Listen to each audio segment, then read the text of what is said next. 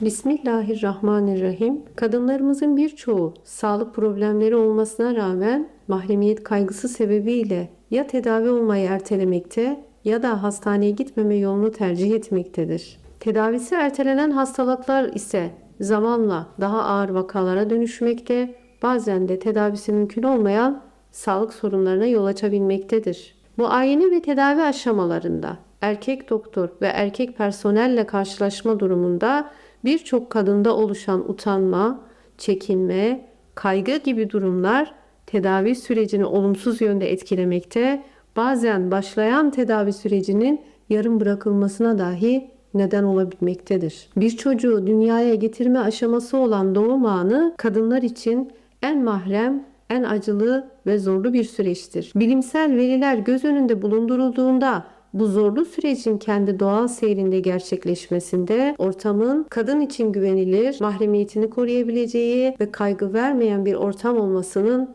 önemi büyüktür. Doğumun gerçekleştiği ortama her an bir erkek personelin girme kaygısı, doğum sancısı çeken bir annenin bu zorlu sürecini kabusa dönüştürmekte, doğumun seyrini olumsuz yönde etkilemektedir. Bazı anne adayları doğum için özel bir hastanede kadın doktorla anlaşmakta, erkek personelle karşılaşmama sözü alarak sezaryen doğumu tercih etmek zorunda kalmaktadır. Bu zorunlu tercih nüfus hızının 1,48'lere kadar düşmesinde önemli etkenler arasındadır. Kadın hastalıkları tedavisinde ve doğum esnasında mahremiyetlerini koruyabilecekleri ve kendilerini güvende hissedebilecekleri ortamlarda sağlık hizmetlerine erişebilmek her kadının temel hakkıdır. Kadınların bu hakkı elde edebilmeleri için tamamı kadın personel ve doktorlardan oluşan kadın hastalıkları ve doğum hastaneleri kurulmalıdır. Çeşitli ülkelerde